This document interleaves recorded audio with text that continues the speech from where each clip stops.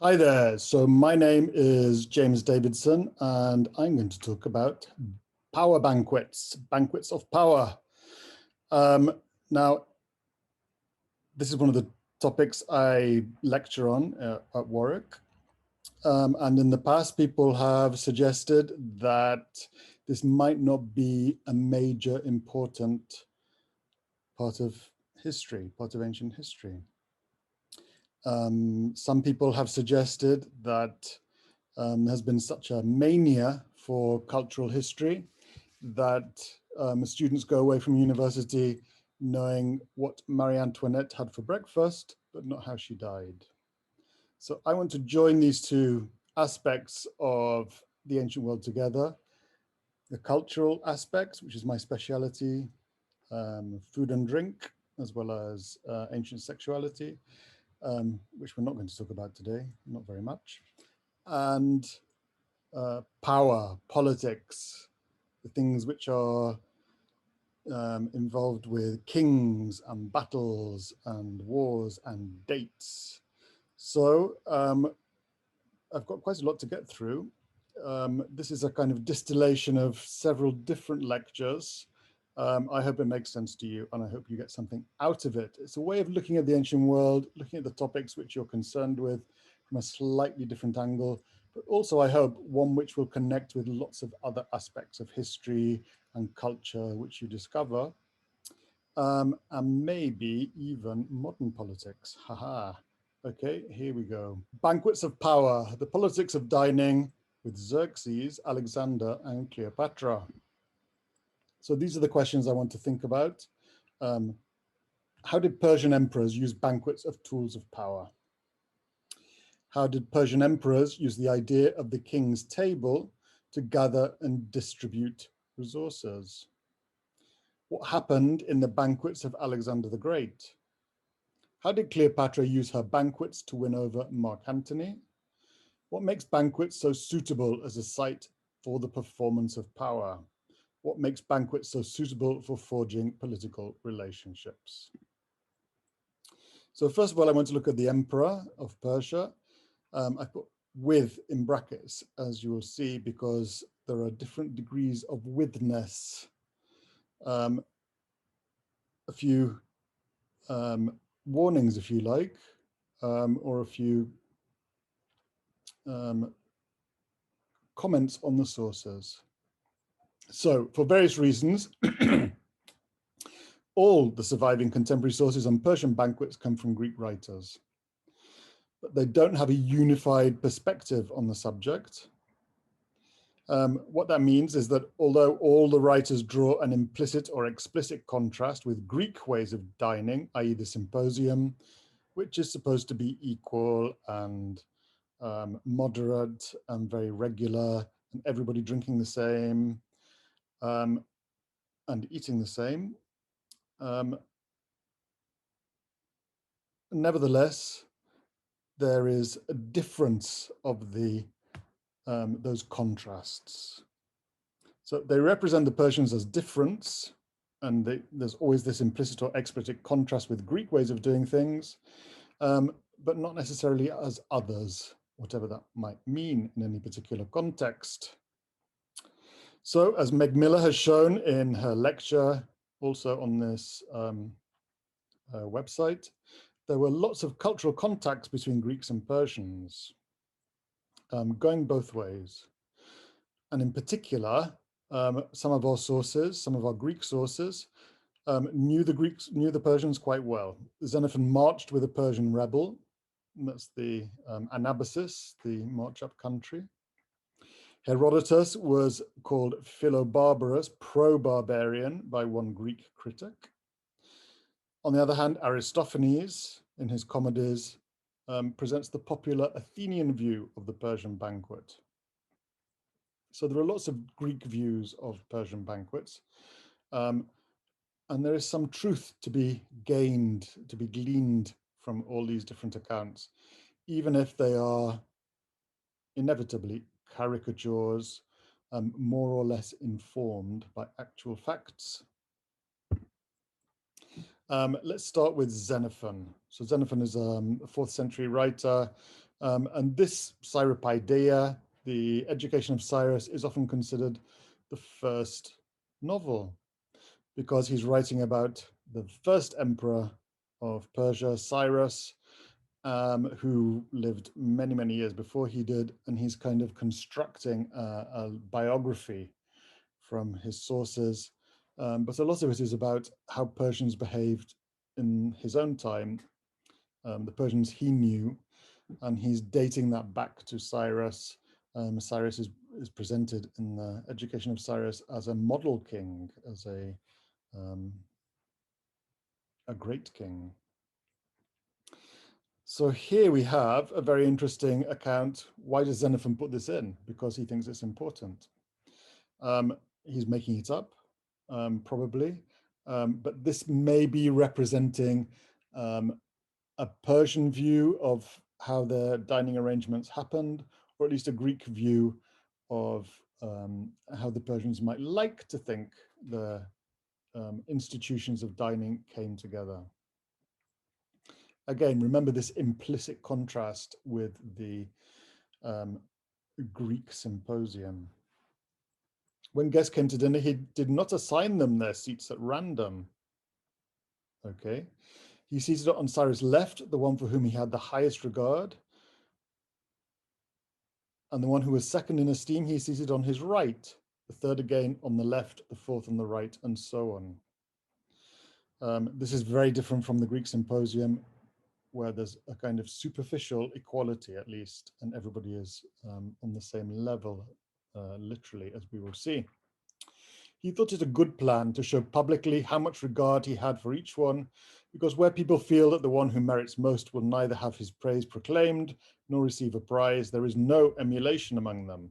But where the most deserving is seen to receive the most preferment, there all are seen to contend most eagerly for the first place.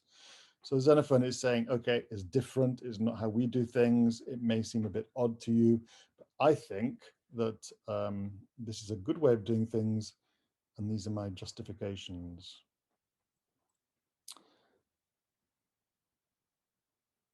Note especially at the bottom, and we observe furthermore that this custom introduced in the time of Cyrus continues in force even to our own times. So there, Xenophon is already acknowledging this sense of hierarchy of position in the Persian banqueting system.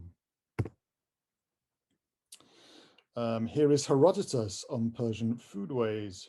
Foodways is a term that cultural historians use to describe all the elements of the world of food within a particular culture, not just what they ate, but what time they ate, how they, the table manners, how they arrange the whole banquet, what's the cultural aspect, if you like, of eating.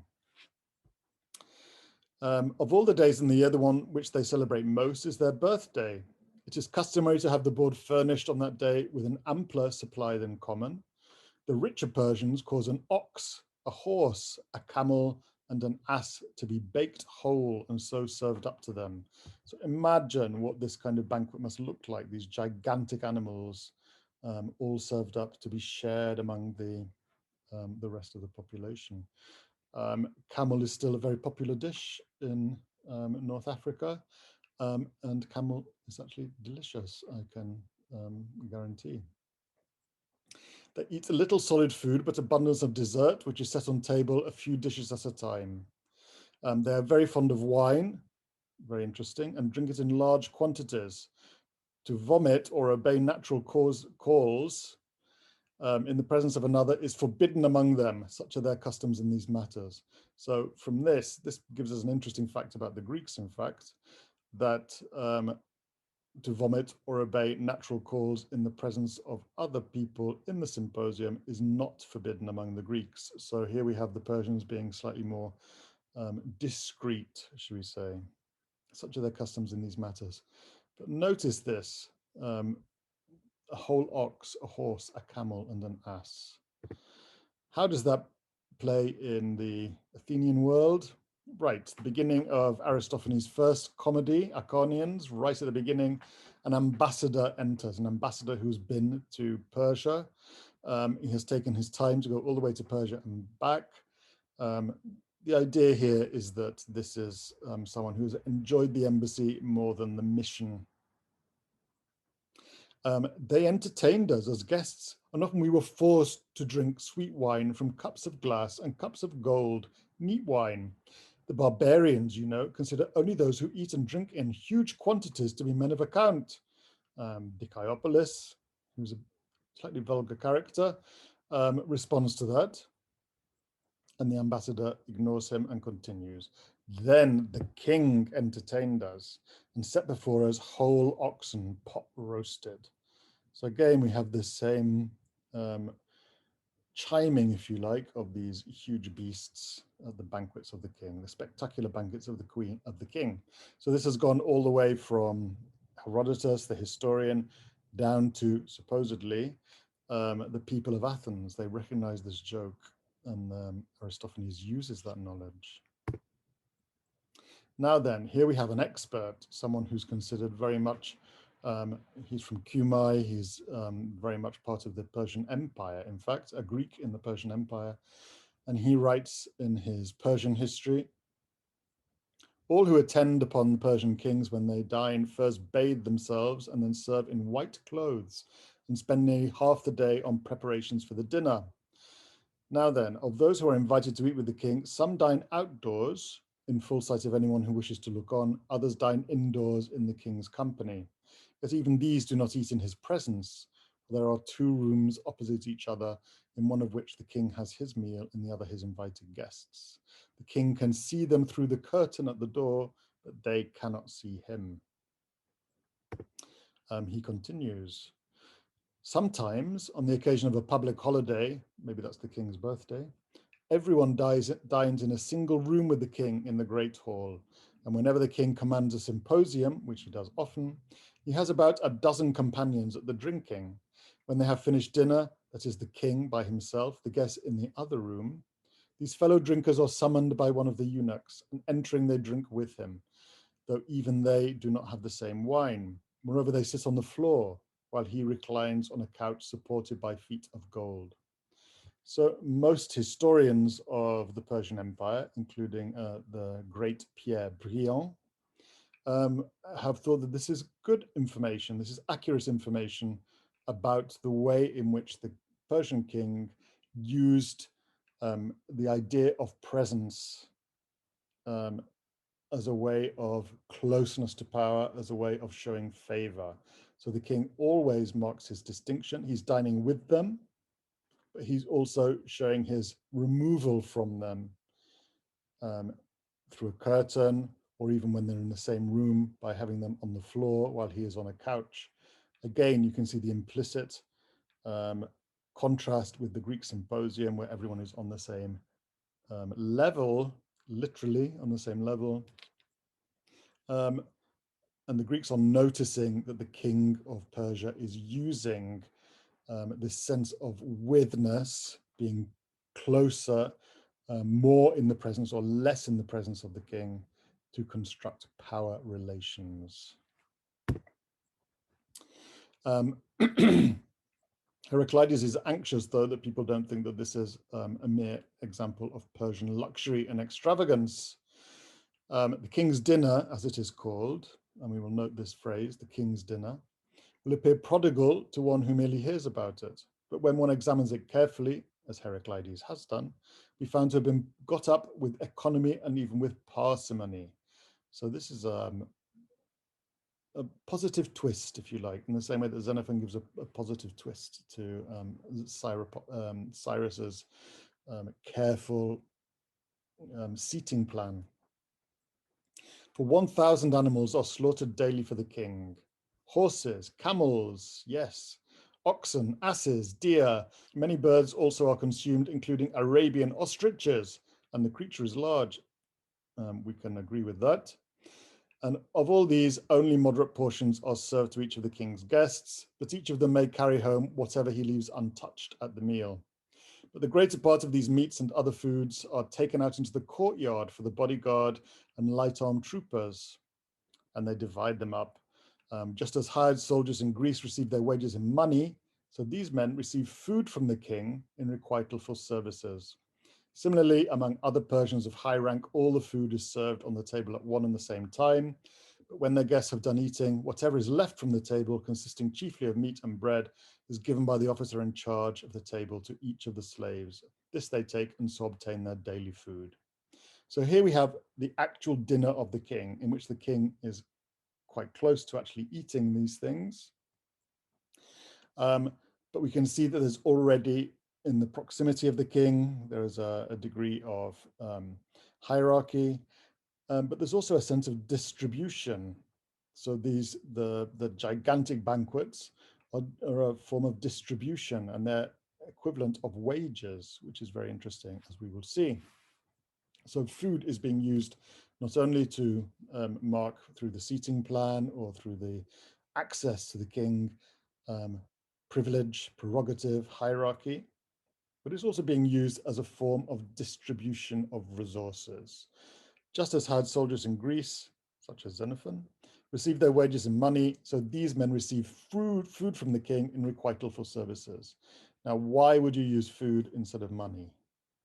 What's the difference in the power relation, in the economy of power, when you give someone some food, you invite them for dinner, instead of giving them money or payment? So the king's dinner is not just what the king actually has for dinner in the Persepolis, in the center of power. The king's dinner also becomes a mechanism for the tribute of empire. And this is very interesting and very important, and it shows you the centrality of the idea of food, even if we don't know this is really necessarily food in practice. The idea of the tribute is conceived in terms of entertaining the king. Very interesting, very strange, but there is a logic to it. So this is the 4th century historian Theopompus. Whenever the king visits any of his subjects, 20 talents, that's a colossal amount of money, are spent on his dinner, sometimes 30, in some cases more. For the dinner, like the tribute, has from ancient times been imposed on all cities in proportion to their size. So now we have the dinner, the cities which are providing for the king, the tribute, if you like, the money they pay, the resources they send to the center, are conceived in terms of a dinner, in terms of entertaining the king. And this is carefully worked out.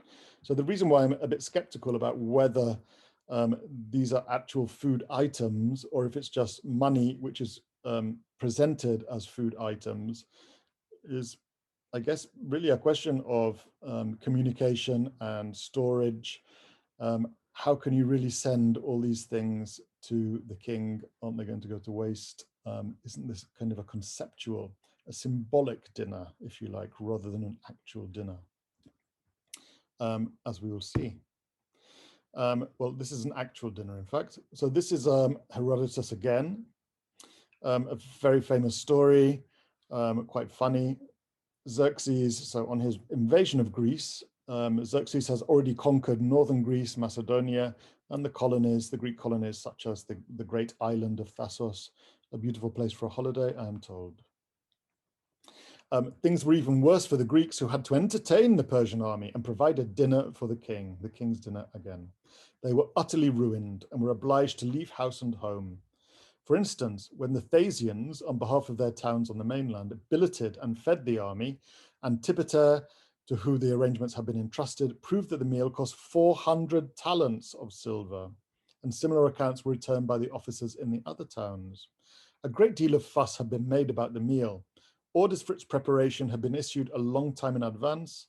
Accordingly, the moment that word came from the officers who carried out the king's commands, people in every town distributed their stores of grain and employed themselves for months on end in making barley and wheat flour, buying up and fattening the best cattle, and feeding poultry in coops and waterfowl in ponds to be ready for the army when it came. In addition to this, they ordered the manufacture of drinking cups and the mixing bowls of gold and silver, of everything else that is needed to adorn the table. All this, of course, was for the king himself and those who dined with him. For the troops themselves, the preparations were confined to food. So here immediately we can see the way that the Persian king's power in this very distant corner of his realm, thousands of miles from Persepolis in northern Greece, in Macedonia, in Thassos. You can see how the dinner can be used to encode the importance of the visitation, if you like, in terms of, well, with a real financial cost. On the arrival of the army, there was always a tent ready for Xerxes to rest in. The guests ate their fill, and after spending the night in the place, pulled up the tent the next morning, seized the cups and table gear, made out of gold and silver, of course, and marched off without leaving a single thing behind. A man of Abdera, who is one of the victims on the coast opposite Thassos, spoke to the point when he advised all the people of the town to take their wives to the temples and pray heaven to continue spare them one half of their troubles with proper gratitude for the blessing received, that King Xerxes was not in the habit of taking 2 meals a day. So naturally, when Xerxes fell flat on his face and the Greeks won amazing victories over this magnificent, lavish, well-fed army, somehow inevitably they used the Persian banquet to prove a point. So this is after the Battle of Plataea, 479. The Spartan regent Pausanias made a proclamation, first of all, that no man should touch the spoils. So they've captured the Persian encampment and ordered the slaves, the helots, to gather all the stuff together. They, spreading all over the camp, found their tents adorned with gold and silver, and couches gilded and silver plated, and golden bowls and cups and other drinking vessels, many of them perhaps provided by the poor people of Thassos. This other story is also told, continues Herodotus. When Xerxes fled, he left to his own establishment. Pausanias, seeing Mardonius' establishment with its display of gold and silver, ordered the bakers and the cooks to prepare a dinner such as they were accustomed to prepare for Mardonius. They did his bidding, but Pausanias, when he saw golden and silver couches richly covered, and tables of gold and silver, and all the magnificent service of the banquet, was amazed at the splendor before him, and for a joke commanded his own servants to prepare a Spartan dinner. When the meal, so different from the other, was ready, Pausanias burst out laughing. When all the generals had been assembled, he pointed to the manner in which each dinner was served and said, "Men of Hellas, I have brought you here because I desired to show you the foolishness of the leader of the Medes. With such provisions for life as you see, he came here to take away from us our possessions, which are so pitiful." In this way, it is said, Pausanias spoke to the generals of the Greeks. So he can use the accoutrements, the tent, the provisions, the gold and silver, and in fact, the fantastic cuisine of the Persians to make a point about the otherness of the Persians, especially contrasted with the Spartans, and how ridiculous it is that the Persians should come to, who have got so much, should come and get these pitiful Spartan possessions and provisions. So this is really a very good example, if you like, of the discourse of the other. But in this case, it's an extreme example, one particular instance of a Laconian banquet, famously poor even among the Greeks, and the extremity of a Persian banquet, in particular a Xerxes banquet with his tents and his own chefs. To continue this idea of how the king uses his table, uses his provisions, a nice little passage from Thucydides on the treachery of Themistocles. So Themistocles, who is the great hero of the Greek resistance, finally goes over to the Persians. And Thucydides remarks on his death and his tomb. His monument is in Magnesia in Asia, in the marketplace. for he had the government of that country, the Persian king having bestowed upon him magnesia, which yielded him 50 talents by the year for his bread, and Lampsacus for his wine. For this city was in those days thought to have store of wine, and the city of Maius for his meat. The word of what there is opson, which is everything apart from bread. Did he really get served? Did he really get tribute paid for him in wine? How do they know? How would they calculate the cost? Did he really need 50 talents of bread? Thucydides seems to think that this is because Lampsacus really does have fabulous wine. Remember that the poet laureate in the UK was paid in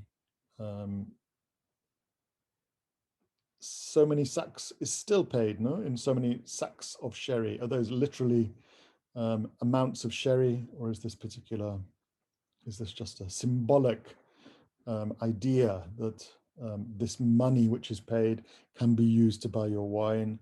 The city of Maius for his meat. A very interesting way of organizing the tributes of the empire. And here the king has passed on his own prerogatives, his own dining, if you like, onto Themistocles as a favor to someone who has changed sides. But all of this is conforming to this idea that the king's dinner was used as a central aspect of Persian power. At Persepolis, when it's to do with the proximity to the king, but also throughout this gigantic empire, you can still use this concept of, even when Xerxes is miles away, you can still use this concept of the king's dinner to organize resources, tribute, favor, power. The Greeks, the Athenians, also understood this aspect of the king's dinner as tribute.